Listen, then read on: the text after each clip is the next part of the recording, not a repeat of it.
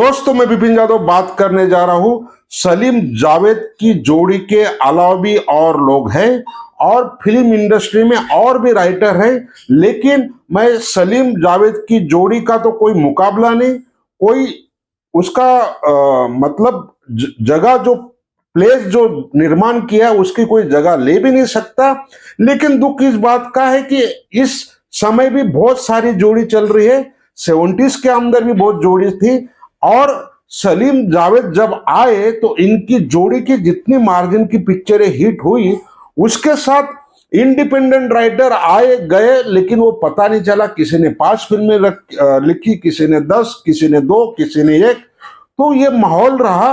और लेकिन ये माहौल 85 में तो बदल हो गया था, जैसे कि नाम रिलीज हो जाने के बाद। अगर मैं 85 के आगे मैं निकलता हूं, 2000 तक का इतिहास अगर देखोगे तो बहुत सारे राइटर आए और मुझे लगता है कि इंडस्ट्री का एक शक्तिमान राइटर जो सशक्त नाम है, जिसका नाम है सचिन भौमिक। उन्होंने राकेश रोशन से लेके, सुभाष घई से लेके, शक्ति सामंत से लेके पता नहीं कितने, और उनका नाम कितने लोगों को पता है ये मुझे नहीं मालूम। ये शायद दर्शक भी देखेंगे तो उनको भी नहीं मालूम होगा कि सचिन भौमिक कौन है। तो सचिन बहुत बड़े राइटर थे बंगाल के और उन्होंने लगभग 100 से ज्यादा फिल्में किया। उनका करियर अगर शुरुआत देखेंगे 1957 से लेकर 2008 तक 50 साल राइटिंग किया, लेकिन उनका नाम तो किसी को पता ही नहीं है। और अगर मैं 85 की जोड़ी की बात करूं तो सबसे पहले मैं बात करता हूं 88 दिल बेटा राजा इश्क। बहुत सारी फिल्मों के सुपरहिट राइटर है, उनका नाम है राजू कौल प्रफुल्ल पारिक। उन्होंने बहुत हिट दिया है, लेकिन उनका कभी लाइमलाइट में आए नहीं। और उनका नेचर भी ऐसे होता था कि वो किसी से ज्यादा घुले मिले नहीं।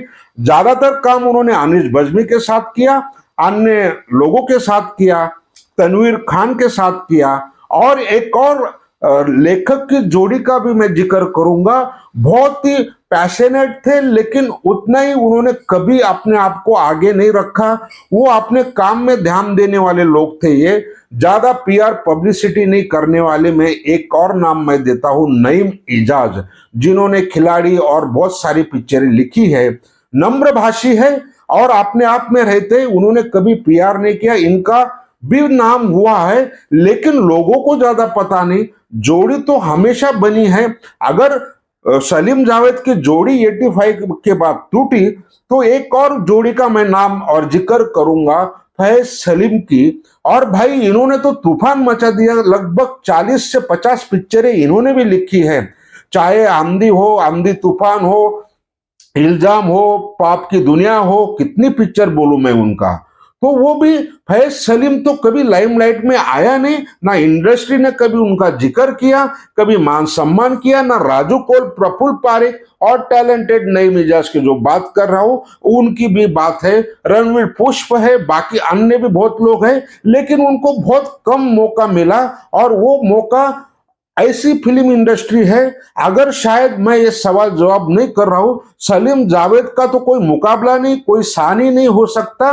लेकिन एक बात मेरे दिमाग में ये आई, अगर सलीम खान, अगर सलमान के पिता नहीं होते तो इतनी पब्लिसिटी मिलती, और जावेद अख्तर, फरहान अख्तर के पिता नहीं होते तो क्या उनको इतनी पब्लिसिटी मिलती?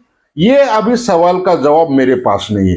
और बहुत है, एक और राइटर का नाम लेता हूं, दिलीप शुक्ला। बहुत टैलेंटेड है, घायल से शुरुआत किया, यहां तक दबंग तक लाए। तो ऐसा नहीं कि इंडस्ट्री में राइटिंग नहीं चलती है, राइटर है नहीं, लेकिन जो है उनकी अहमियत ही लोगों को नहीं है। उनकी जो प्रेजेंटेशन है, उनका जो अभी एहसास होता है, वो लोगों को उसका जिक्र ही नहीं आता, ना लोगों को पता है।